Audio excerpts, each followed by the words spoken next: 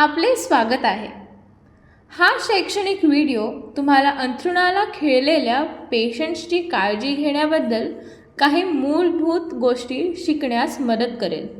Video माहिती प्रसारासाठी विकसित केलेल्या फ्लिपचार्टच्या मालिकेतील सामग्रीवर आधारित आहे. या मालिकेत समाविष्ट केलेली माहिती पुढीलप्रमाणे आहे. तोंड, नखे आणि केसांची निगा, अंघोळ, मूत्राशय आणि आतड्यांची काळजी, पाठीची काळजी, स्वच्छता, आहार आणि व्यायाम.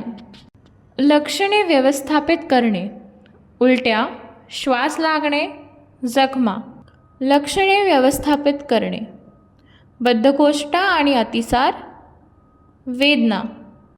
कुटुंबातील सदस्य, आरोग्य कर्मचारी किंवा ग्रामीण भागातील स्वयंसेवकांसह अंथरुणाला खिळलेल्या रुग्णांची काळजी घेणाऱ्यांसाठी व्हिडिओ उपयुक्त आहेत. पेशंट स्वतःसुद्धा स्वतःची परिस्थिती समजून घेण्यासाठी हे व्हिडिओ बघू शकतात आणि त्यानुसार आपल्या काळजीवाहकांना सहकार्य करू शकतात. हा व्हिडिओ स्वच्छता, आहार आणि व्यायाम वर आहे. या मालिकेतील इतर विषयांवरील व्हिडिओंच्या लिंक खालील कमेंट्समध्ये आढळतील. जर तुम्हाला हे उपयुक्त वाटले आणि असे आणखी विषय कव्हर केलेले पाहायचे असतील तर आम्हाला कमेंट्समध्ये कळवा. आमच्या चॅनलला सबस्क्राईब करा आणि हा व्हिडिओ शेअर करा. पेशंटचा बिछाना आणि त्याच्या खोलीची स्वच्छता राखणे हे त्याच्या वैयक्तिक स्वच्छतेएवढेच महत्त्वाचे आहे.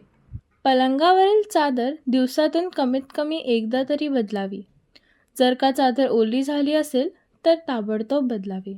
चादर बदलताना सर्वप्रथम पेशंटच्या डोक्याखाली आधार देऊन उशी हलकेच काढून घ्या. त्यानंतर पेशंटला हलके कुशीवर वळवा. चादर गुंडाळून पेशंटकडे सरकवा. मग स्वच्छ धुतलेली चादर गादीवर ठेवून सरळ करा आणि नीट खोचा. मग पेशंटला हलकेच वळवा आणि परत पाठीवर झोपवा. मग पलंगाच्या दुसऱ्या बाजूला जा आणि आधार देऊन पेशंटला दुसरीकडे वळवा. वापरलेली चादर पेशंटच्या खालून काढून घ्या आणि बाजूला ठेवा. मग स्वच्छ चादर तुमच्याकडे ओढून घ्या, गादीवर नीट पसरा आणि बाजूला खोचून टाका. परत एकदा पेशंटला त्याच्या पाठीवर झोपवा. पेशंटची खोली नियमितपणे झाडून घ्या. खोली कोरडी ठेवा. शक्यतोवर खोलीत भरपूर प्रकाश आणि खोलीत हवा असेल याची व्यवस्था करा. आहार: पेशंटचे आजारपण वाढून कुठल्याही प्रकारची गुंतागुंत होऊ नये म्हणून पेशंटला सकस योग्य आहार देण्यात यावा.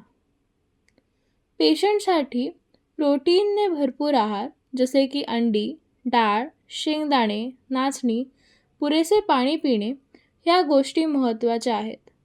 यामुळे त्याची तब्येत लवकर सुधारते आणि बेड सोर्सची शक्यता कमी होते. काही पेशंट्सना आहारावर काही नियंत्रण किंवा खास गरजा असतात, त्या डॉक्टर किंवा नर्सकडून समजावून घेणे.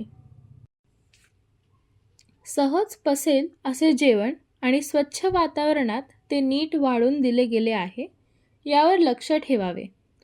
पाणी आणि हात धुण्याचे भांडी जेवण वाढण्याच्या आधी तयार ठेवावे. प्रत्येक जेवण व्हायच्या आधी आणि झाल्यावर पेशंटला उशांच्या आधाराने शक्यतोवर उठून बसवा. पेशंटला जेवण भरवताना शांत राहा. त्याला रागवू नका. त्याला गरज असेल तर खाताना मदत करा. पेशंटने प्रत्येक घास नीट चावून गिळला आहे की नाही यावर लक्ष ठेवा. लक्षात ठेवा, पेशंटची भूक कमी होऊ लागण्याची शक्यता असते. जर का त्रास होत असेल किंवा वेदना होत असल्या तर त्याला जबरदस्तीने खायला लावू नका. पेशंटला जेवण देताना त्याच्याशी गप्पा मारा म्हणजे त्यांना बरे वाटेल. जेवणाच्या आधी किंवा नंतर हात आणि तोंड धुण्यासाठी पेशंटला पाणी द्या. व्यायाम: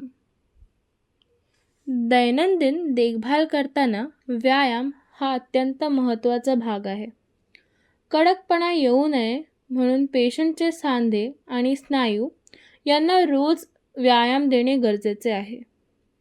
पेशंटचे कुठल्या प्रकारचे व्यायाम करून घेतले पाहिजेत आणि प्रत्येक हालचाल किती वेळा केली पाहिजे हे डॉक्टरांना विचारून घ्या. डॉक्टरांची परवानगी असल्यास शक्य होईल तितके पेशंटला चालवा किंवा हालचाल करू द्या.